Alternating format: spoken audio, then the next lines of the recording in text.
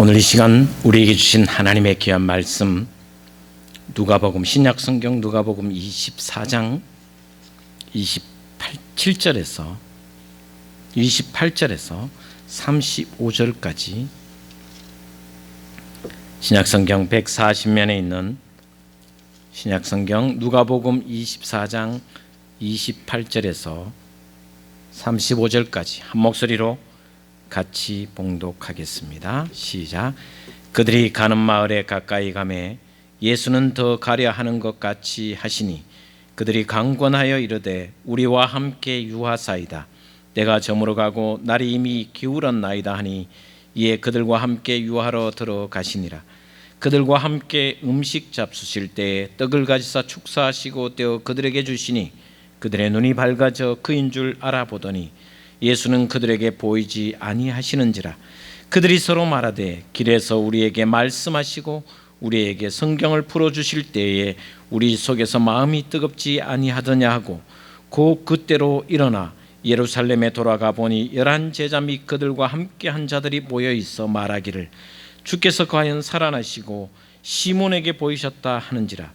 두 사람도 길에서 된 일과 예수께서 떡을 떼심으로 자기들에게 알려지신 것을 말하더라. 아멘.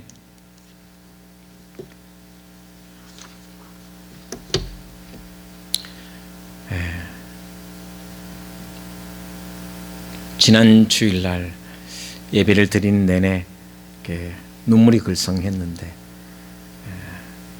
이번 주도 마찬가지로 마음이 좀 무거운 마음으로 또 예배를 드리게 됩니다. 그러나 예배 자체에 대해서 이 시간 비록 두세 사람이 모인 곳이지만 이곳에 하나님이 임재해 계심을 믿는 믿음으로 저희들이 드리는 기도와 찬양과 모든 것이 향기로운 제물이 되는 믿음으로 이 예배의 자리에 나왔습니다.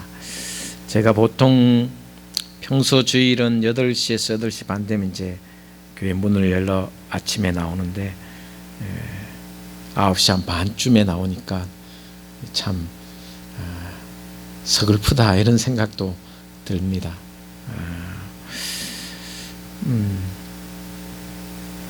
그 성령외과 선전을 이렇게 보면 유명한 성령외과를 선전하는 거 보면 대부분 이제 여성을 모델로 하지만 성령 이전의 얼굴과 성령 이후의 얼굴을 완벽하게 전혀 다른 모습으로 사진을 찍어서 광고를 하기도 하죠.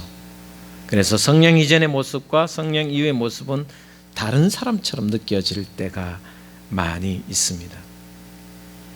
코로나 이전과 코로나 이후의 모습을 뉴노멀이라 전혀 다른 모습으로 지금 살아가고 있습니다.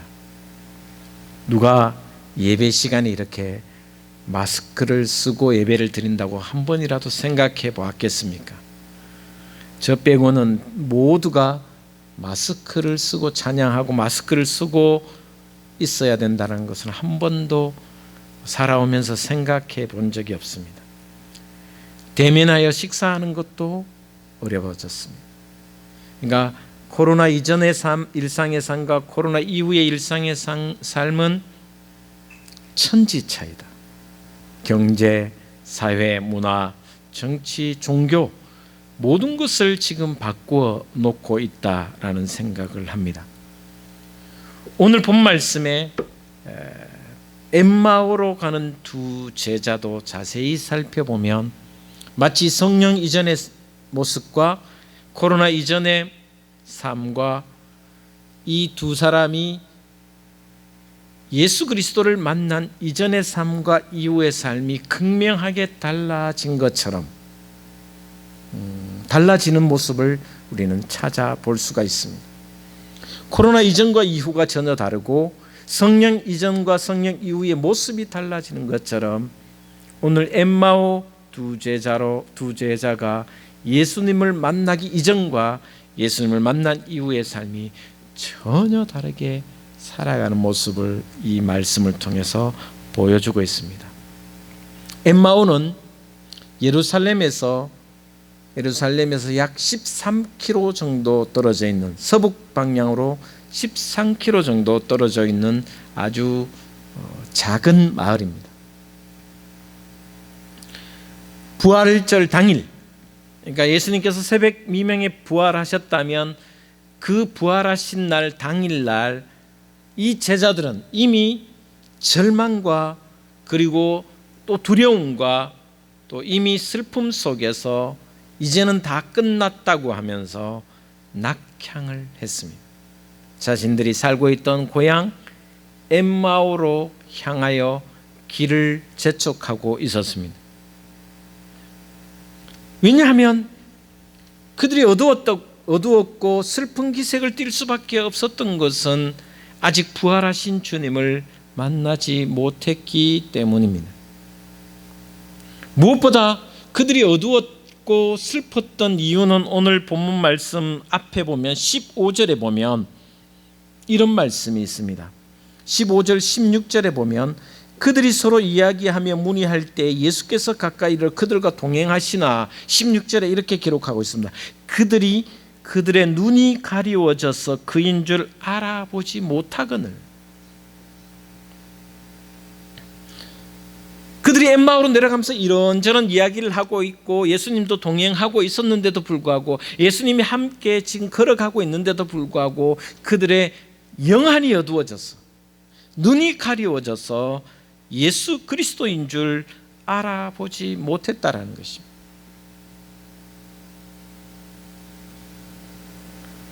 눈이 있어도 보지 못하였고 귀가 있어도 듣지 못하는 상태에 있었다라는 것은 다시 말하면 영적으로 그들은 완전히 다운되어 있었다라는 것입니다.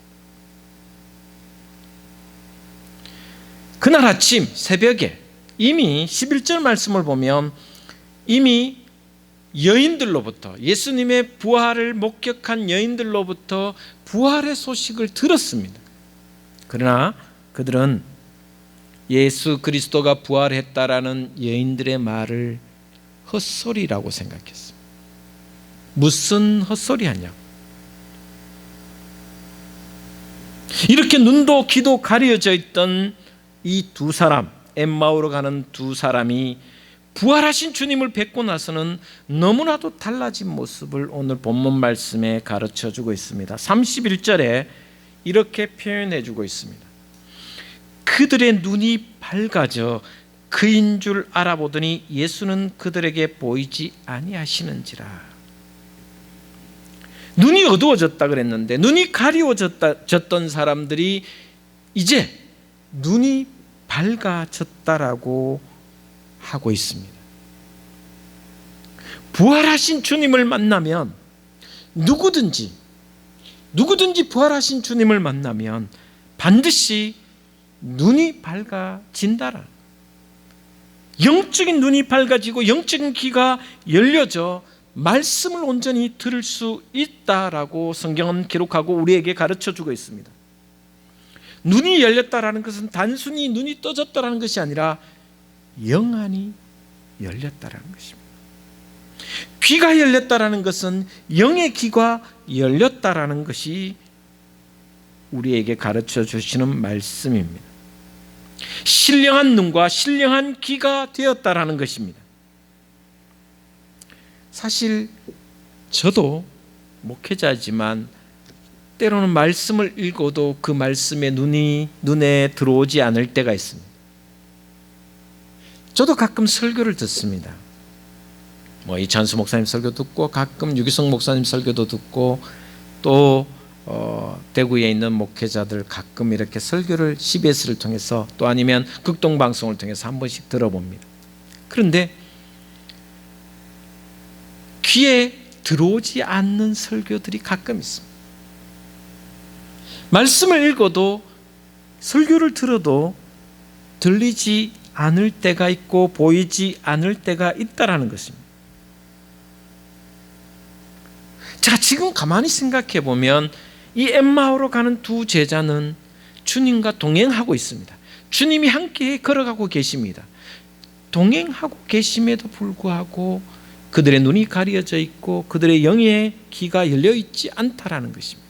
마찬가지로 우리도 신앙생활을 하면서 주님 동행하고 계심에도 불구하고, 주님이 늘 곁에 계심에도 불구하고 우리의 영안이, 우리의 영의 귀가 말씀이 들려지지 않을 때가 있다라는 것입니다.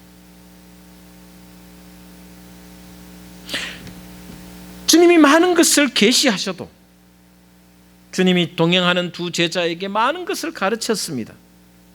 그럼에도 불구하고 귀가 열리지 않고 영의 눈이 뜨이지 않을 때도 있다라는, 깨닫지 못할 때가 있다라는 것입니다. 그러나 오늘 본 말씀에 두 제자가 주님을 온전히 만난, 주님이심을 깨닫고 난 뒤에는 영의 귀와 영의 눈이 온전히 열려져서 주님이 내 앞에 계시구나라는 것을 볼 수 있었다라고 말하고 있습니다.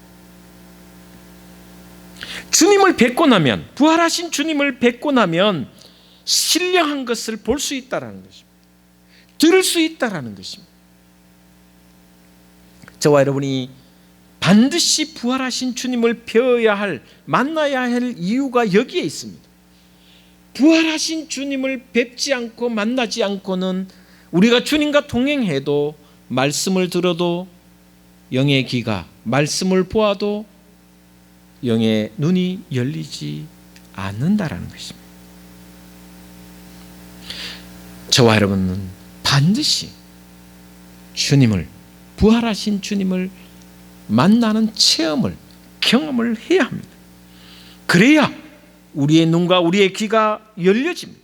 그래야 하나님의 계시와 하나님이 말씀하시는 뜻을 분명히 분별할 수 있습니다. 저와 여러분 모두 이 한 주간 코로나19가 우리를 휩쓸고 지나가고 있고, 예배조차 온전히 드리지 못하고 있고, 온 세상에 교회가 문을 닫고 있는 것처럼 보이지만, 그럼에도 불구하고 부활의 주님을 만나 말씀 가운데, 또 말씀을 읽고 듣는 가운데 영안이 열리고 영의 귀가 열려 주님을 온전히 만나는 그런 성령으로 충만한 저와 여러분의 신앙이 되기를 주님의 이름으로 축복을 드립니다. 오늘 부활하신 주님을 뵙기 전에 엠마오 두 자의 마음의 상태를 이렇게 표현해 주고 있습니다. 17절 말씀에 보면 이렇게 표현해 주고 있습니다. 예수께서 이르시되 너희가 길 가면서 서로 주고받고 하는 이야기가 무엇이냐 하시니 두 사람이 슬픈 빛을 띠고 머물러 서더라. 그들의 마음이, 이 엠마오로 가는 두 제자의 마음은 너무 슬펐고 너무 마음이 어두웠습니다. 왜냐하면 예수님이 십자가의 죽으심에 대한 충격에서 아직 벗어나지 못했습니다. 새벽 미명에 여인들이 무덤에 가서 부활하셨다고 했지만 그것이 믿어지지 않았고 오히려 더 슬픔으로 다가왔습니다. 그 슬픔이 너무 커서 이제는 여기에 있을 필요가 없겠다는 생각에서 이제는 고향으로 돌아가 옛날의 모습으로 살아야 되겠다는 생각으로 고향을 향했습니다. 이미 예수님께서는 부활하셨는데도 그들은 아직 주님을 뵙지 못했기에 절망과 슬픔과 어둠이 그들을 휩쓸고 있었습니다. 3년간 주님을 따라다니면서 함께 했지만 이번 슬픔은, 이번의 낙담은 절망과 슬픔이 엠마오로 향할 수밖에 없었습니다. 21절에 보면 이렇게 기록하고 있습니다. 우리는 이 사람이 이스라엘을 속량할 자라고 바랐노라. 이뿐 아니라 이 일이 일어난 지가 사흘째라.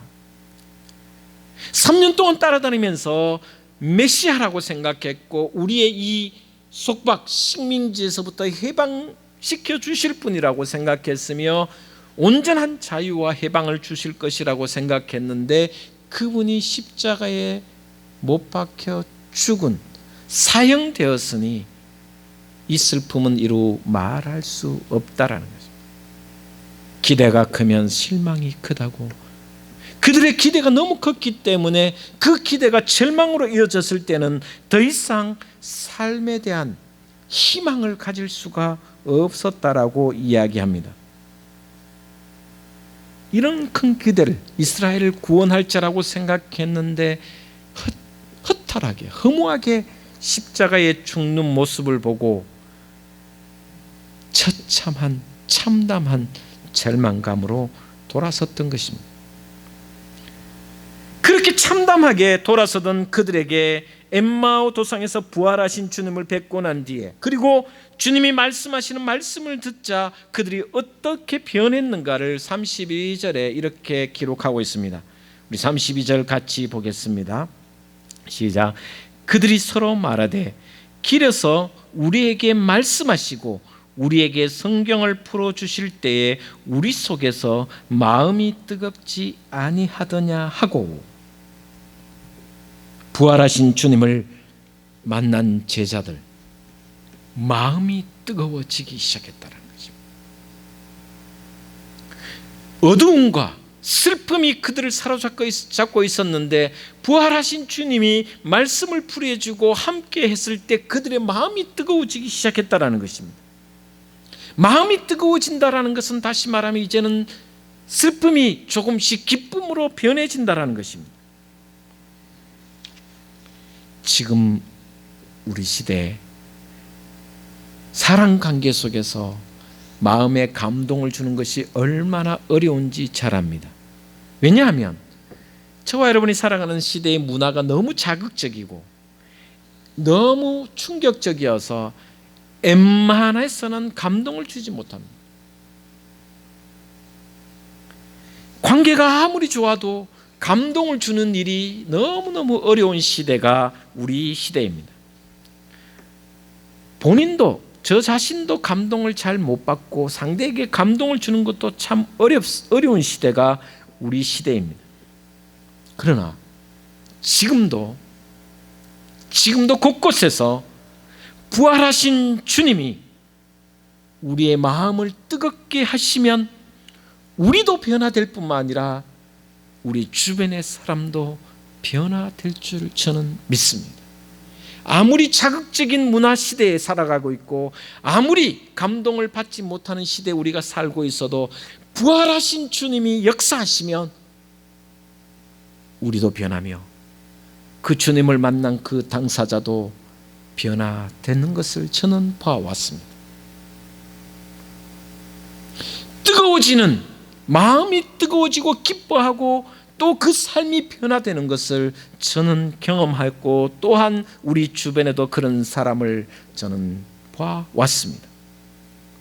엠마오 제자들도 엠마오로 내려가는 길이 너무 슬펐고 그리고 이제는 고향에서 그냥 먹고 살아야 되겠다라는 생각으로만 내려가고 있었고 참담한 심정이었는데 어떻게 보면 우울감까지 올 정도로 힘들었는데 말씀을 풀어주시는 주님을 직접 만나고 그 주님을 직접 배웠을 때 그 무겁던 마음이 슬펐던 마음이 뜨거워지기 시작했다는 것입니다. 저는 이때 지금 저와 여러분이 살아가는 이때 코로나19가 온 세상을 덮고 우리 장로님 기도하신 것처럼 사람들의 신앙과 삶, 생활 모든 것을 위축시키는 이때에 부활하신 주님을 또 만나야 된다는 것입니다. 매일매일 매 순간 부활하신 주님을 만나야 된다는 것입니다. 부활하신 주님을 새로운 간격으로 만날 때 내 삶이 변화되고 내 마음이 뜨거워지고 그 가운데 새로운 삶의 패턴이 우리에게 주어지는 줄 저는 믿습니다. 엠마오로 가는 두 제자 우울했고 슬펐던 마음이 변하여 뜨거워졌으며 이제는 부활하신 주님을 만나고 난 뒤에 놀라운 삶을 살았던 것처럼 저와 여러분 코로나19가 온 땅을 휩쓸고 우리를 힘들게 하고 지치게 할 이때에 더욱 부활하신 주님을 다시 만나고 매일매일 체험하시기를 주님의 이름으로 축원을 드립니다. 당시 엠마오 도성의 두 제자는 깊은 불신앙에 빠져 있었습니다. 22절에 보면 이렇게 이야기합니다. 또한 우리 중에 어떤 여자들이 우리로 놀라게 하였으니 이는 그들이 새벽에 무덤에 갔다가 그의 시체는 보지 못하고 와서 그가 살아나셨다 하는 천사들의 나타남을 보았다 함이라. 그러면서 24절에 또 우리와 함께 한 자 중에 두어 사람이 무덤에 가 과연 여자들이 말한 바와 같음을 보았으나 예수는 보지 못하였느니라 하거늘 이르시되 미련하고 선지자들이 말한 모든 것을 마음에 더디 믿는 자들이여 그리스도가 이런 고난을 받고 자기의 영광에 들어가야 할 것이 아니냐 하시고 새벽 미명의 제자들과 여인들이 부활하신 주님을 보았다고 천사들이 증거했다고 했고 지금 예수님께서 지금 길 가는 두 제자에게 뭐라고 하냐 하시면 미련하고 선지자들이 말한 모든 것을 마음에 더디 믿는 자들이요. 구약의 말씀을 인용해서 이렇게 말합니다. 그리스도가 이런 고난을 받고 자기의 영광에 들어가야 할 것이 아니냐. 십자가의 죽으심과 그리고 부활하심은 말씀에 기록되지 않았느냐 라고 예수님께서 이 엠마오 두 제자들에게 경고하고 꾸짖고 있는 것입니다. 성경에서 분명히 예언했는데 그 일이 이루어지는 것이 마땅하고 그 일이 이루어지는 것은 하나님의 말씀의 성취가 아니냐. 예언의 성취는 하나님의 뜻이다 라고 책망하고 있습니다. 그렇게 불안하고 그렇게 불신앙에 사로잡혀 있고 그렇게 말씀을 믿지 못했던 증거해도 부활을 증언해도 믿지 못했던 이 엠마오 두 제자들 부활하신 주님을 만나고 난 뒤에 어떻게 변했는지 34절 이하에 이렇게 증거합니다. 34절 35절 두 절을 같이 보겠습니다. 시작. 말하기를 주께서 과연 살아나시고 시몬에게 보이셨다 하는지라. 두 사람도 길에서 된 일과 예수께서 떡을 떼심으로 자기들에게 알려지신 것을 말하더라. 엠마오로 내려가는 두 제자는 주님을 만난 후에 예루살렘으로 방향을 바꾸었습니다. 이제는 고향이 아니라 다시 예루살렘에 가서 부활의 증인이 되었다라는 것입니다. 우리가 엠마오로 내려가다가 부활하신 주님을 만났으며 그 부활하신 주님이 어떻게 역사하시는가를 우리는 알았다. 그리고 마음이 뜨거워졌고 다시 우리가 고향으로 돌아가다가 이곳에 왔다라고 이야기하면서 주님을 만난 것을 알리고 그리고 이제 부활의 증인으로 살겠다라고 고백하고 있습니다. 우리도 이렇게 변해야 됩니다. 부활의 산 증인이 되어야 됩니다. 어려운 시절에 코로나19가 온 마음과 생각과 경제적인 모든 것을 위축시키는 이때에 부활의 주님을 만나고 이제는 부활의 증인이 되어 위축된 삶이 아니라 뜨거워진 삶을 통하여 오히려 적극적이고 긍정적인 믿음으로 세상을 향해 부활하신 주님을 증언하며 산 소망 대신 예수 그리스도를 증거하고 또 전하는 사명을 우리가 살아야 됩니다. 코로나19 이전과 이후의 삶은 너무나도 달라졌습니다. 성령 이전과 성령 이후는 너무나도 다른 모습입니다. 부활하신 주님을 만난 이전과 부활하신 주님을 만난 이후의 삶은 당연히 달라져야 됩니다. 오늘 말씀을 듣는 저와 여러분, 매일매일 부활하신 주님을 만나 더 뜨거워지고 말씀의 영안이 열리고 말씀의 영적인 귀가 열려 부활의 산 증인이 되는 삶을 살아가는 그런 귀한 하나님의 자녀들 또 아들 딸들 다 되시기를 주님의 이름으로 축복을 드립니다. 기도하겠습니다. 하나님,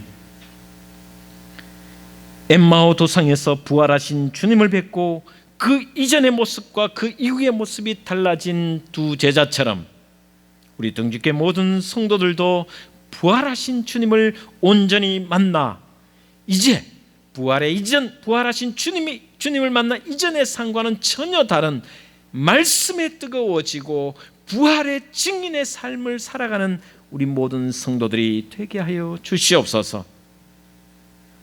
위축되고 슬픔의 삶을 사는 것이 아니라, 어두워지는 삶이 아니라 뜨거워지며 내 속에 그리스도가 살아계심을 증언하는 하나님의 영을 충만히 입은 그런 산 증인으로 살아가게 우리 모두를 축복하여 주시옵소서. 예수 그리스도 이름으로 기도 올리옵나이다. 아멘.